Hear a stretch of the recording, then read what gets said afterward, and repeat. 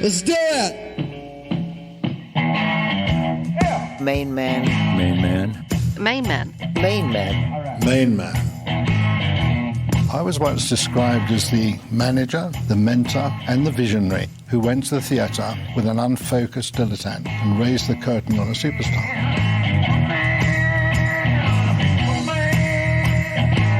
Hello and welcome. This is episode 35 in our series exploring the history of the management rights company MainMan, which was renowned in the 70s for transforming the business side of rock and roll. While allowing MainMan artists to explore their creative freedom, the company pioneered promotion and marketing techniques that became synonymous with the decadence, extravagances and indulgences that are now part of rock folklore. The people that worked for MainMan were all these fabulous Know Your Queens. And it was just kind of funny. It did add to the complete uniqueness of the situation, and not only on stage was it theatrical, but off stage it was theatrical as well.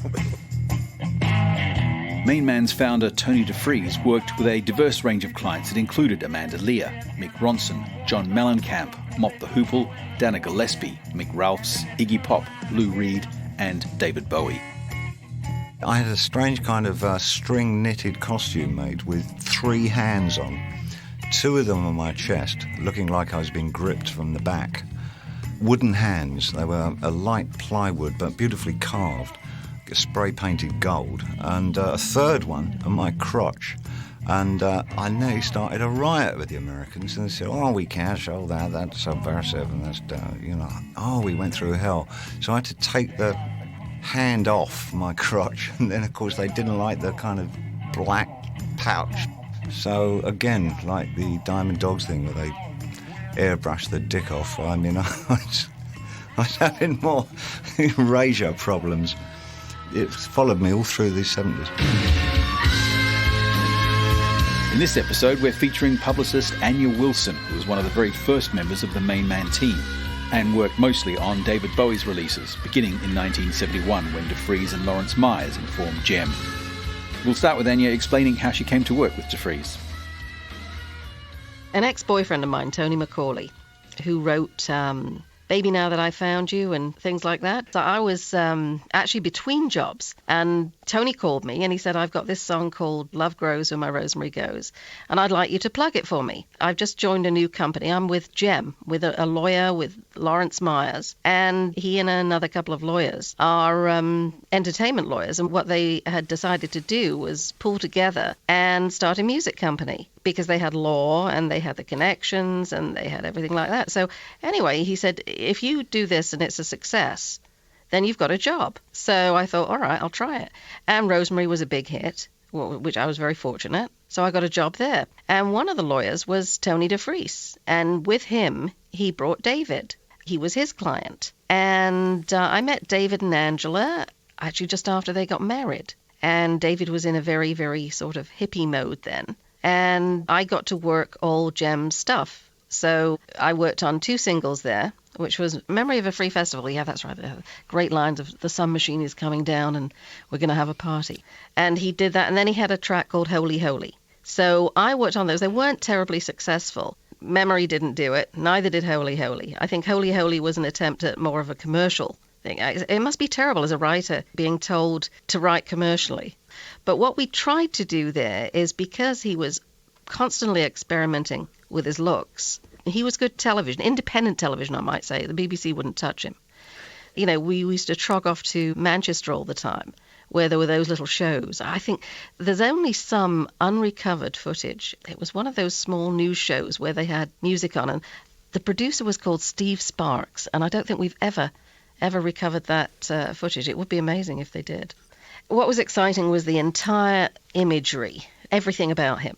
His songs, his lyrics were very exciting, I found. It was, I'm pounding the pavements at the BBC, working bubblegum stuff. It was a nice departure from me to see something from the beginning and see something grow like this. So I was all impassioned, although there wasn't a hope in hell anyone would play it. And I was also working Mark Bolan at the time. And that was, again, another Gem connection, because Tony Visconti was involved with Gem. I was the one actually that worked Ride a White Swan, and that got to number 2. So it was a time for new sort of music. The only outlets we had was John Peel and Bob Harris, basically, that understood. Taking it commercial was a whole other thing. Because Anya was working very closely with David during those early days, like the rest of his team, she spent a lot of time at Haddon Hall and remembers it fondly. Big old haunted house, very much so. It was a salon, really, for David.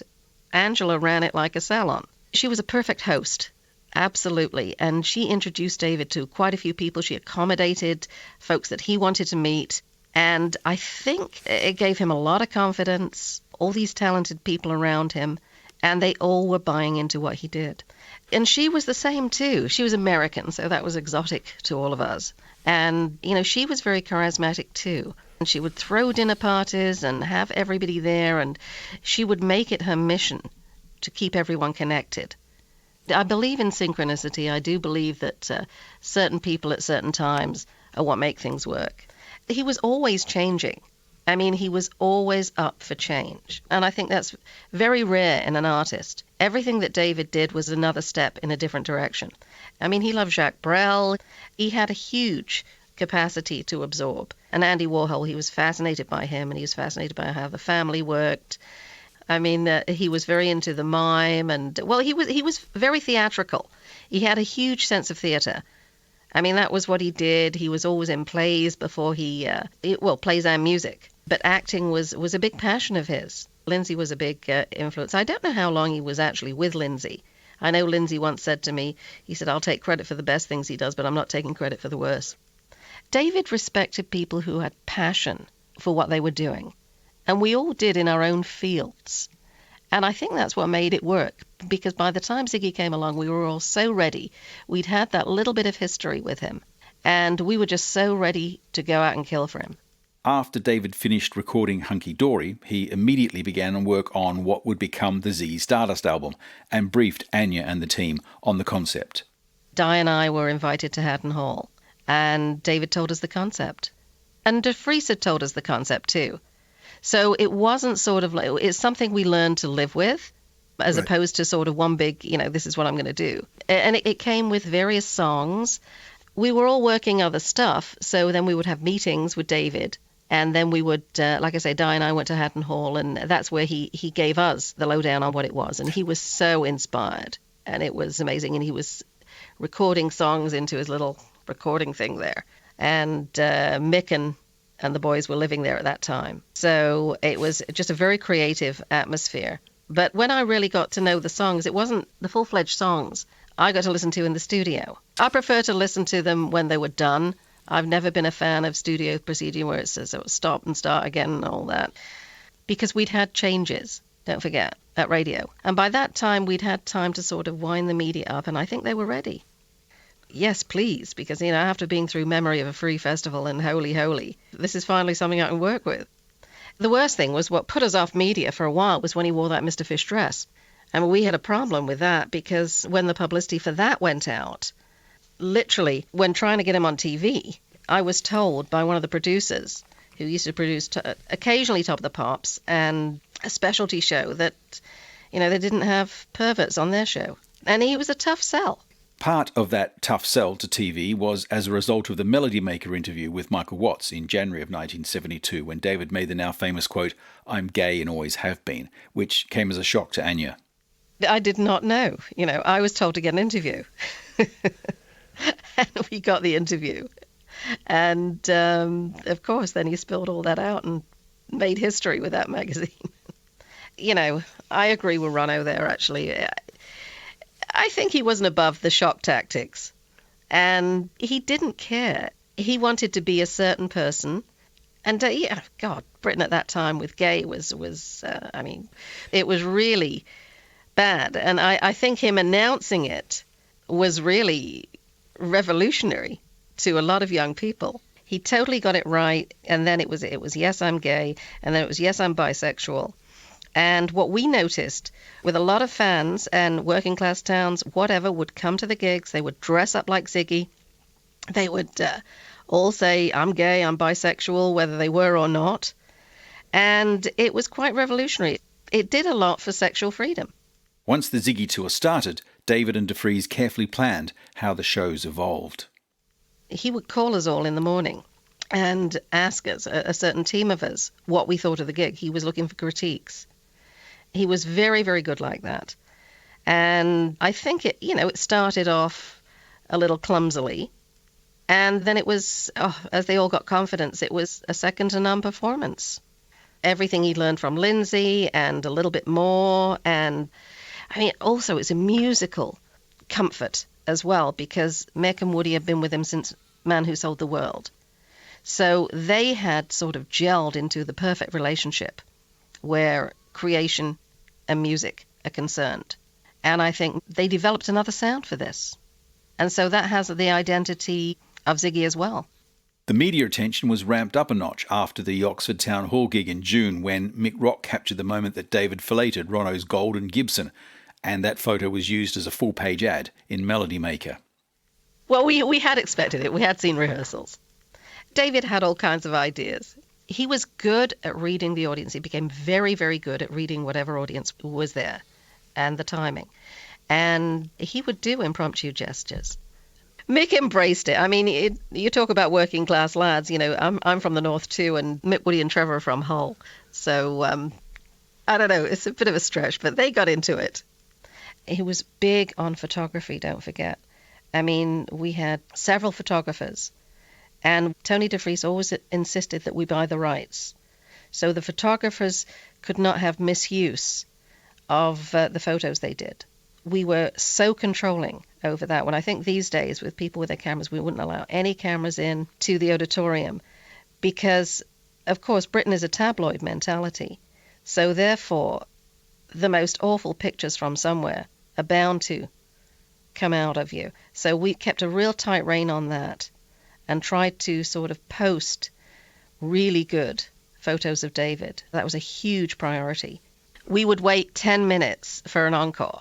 When they had finished a performance, the magic thing was 10 minutes. No sooner would they go out. They figured if the crowd would stick it for 10 minutes, they really, really want him. And of course, the crowd got into a frenzy. The 10-minute rule, yeah. Spending a lot of time at Haddon Hall, Anya got to know all of David's team and friends very well, including Freddie Beretti. He was one of the most charismatic people that I've ever met. He was absolutely beautiful. He was fun. He was so funny and extremely talented. He made everybody laugh. He was really, really a special person. And again, he was very, very talented designer. That was his passion. Freddie and Daniela were fabulous people. And Daniela had an uncanny sense of fashion. She knew what was going to come up next fashion-wise. And yes, she had very, very close cropped hair. She was a mulatto. And she had very close cropped hair and often, stark white and different colors. I met Freddie, actually before that, when he was with a friend of mine who owned a clothing factory. He was using his sewing machines, which was great. He was passionate about design. Freddie and Susie Frost from Haddon Hall did the first Ziggy costume, the famous one. And Angela told me that the fabric was from Liberty's. It was upholstery fabric, and it was hopefully good to wear on stage, but everybody was involved in that. And I remember looking at them all with their hair, and I thought they were fabulous. In those analogue pre-internet days, generating publicity for a new act involved a lot of legwork. It's pretty grueling. You have to go in every week to various producers and sell your wares. They had heard from me a lot because they knew my belief in David. They gave me a chance with this one.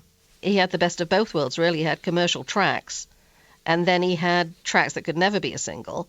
He'd been a single success once, and I think that must have scared the living daylights out of him with Space Oddity, because it was hard to come by again.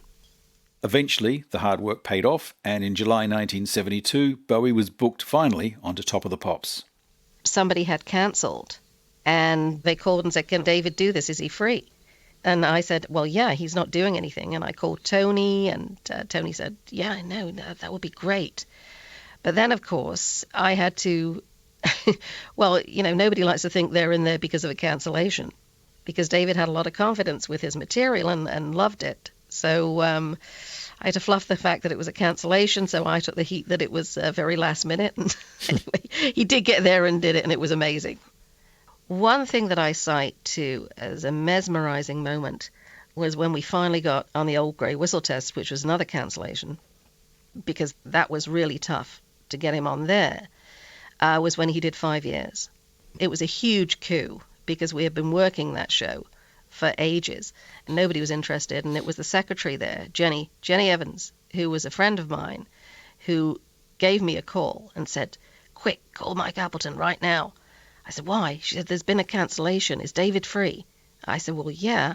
She said, "Well, call him. I've told him there isn't anybody else." I said, "Oh, if there's nobody else?" She said, "I don't know. I haven't called anybody." So she was helping me to get that. And when he got on there, it was fabulous. And I knew, I knew his performance so well that when somebody saw him, it was a no-brainer to have him on again. The charisma came through. Theatre had always been big, and he transforms into who he wants to be. It was all just to try and work with audience response. During this evolutionary phase in the relationship between David and DeFries, Anya was able to see how they evolved as a partnership. It was an amazing relationship between David and Tony. Tony would facilitate what David wanted. And if Tony didn't see what it was like, he would sit down and talk to David why and why not. And David would make the decision based on that. But his support was that he wanted to make it as comfortable as possible for David to be creative. One of the things DeFries said, actually, which was funny, was that he said, because, no question, too, Angela was high maintenance. He said, "Oh, I can manage David all right." He said, "It's Angela. that's the difficulty." And he was new to this business. And so I think that made him absolutely fearless. He didn't want David to worry about anything like rent, anything like that. He had to live in a nice place. He had to be surrounded by creative people, because Tony believed that he was a star, or he had star quality before he was a star, and that's what was necessary to keep him focused. He didn't want him having a job and having to worry about this and that and working with music on the fly. So he bought into all this. We were all part of this. And I'm sure it was why it worked. Stewie came along a little later, and Stewie was one of the pals from Hull. And eventually he had his own security company, which was good. So he evolved from just being David's bodyguard to that. But David needed somebody too. He got mobbed a lot of the time. He needed security. We had to get him in at the backs of buildings. Ziggy was just the ultimate gig, and he had made a lot of fans.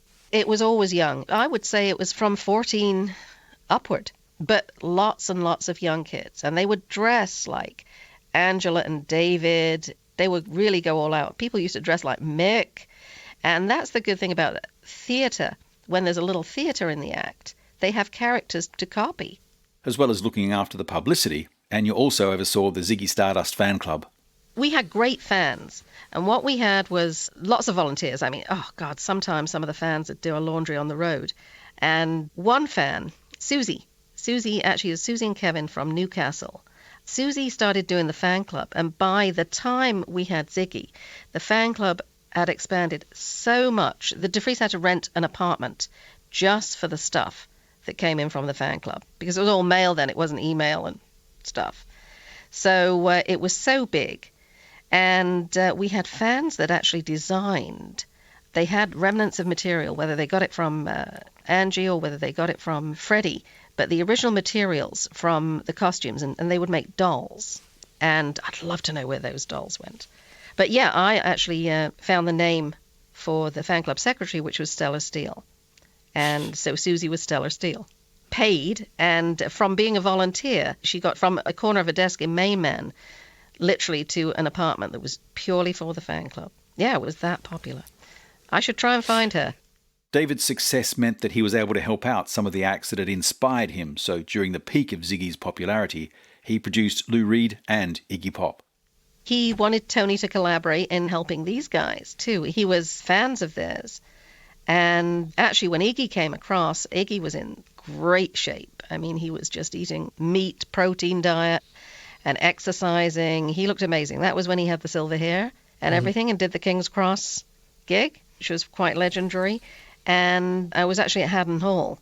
Di and I were there for dinner when Lou called and asked David to produce Transformer. And that conversation went on for about an hour, but David was so thrilled, to be recognized so much that somebody he really admired wanted him to produce the album. Because Anya worked with both David and Mark Bolan, she was in a unique position to observe their personal and professional relationships. I found them very different. Mark, very, very different. I think David may have been inspired by what Mark was doing, but David went so much further.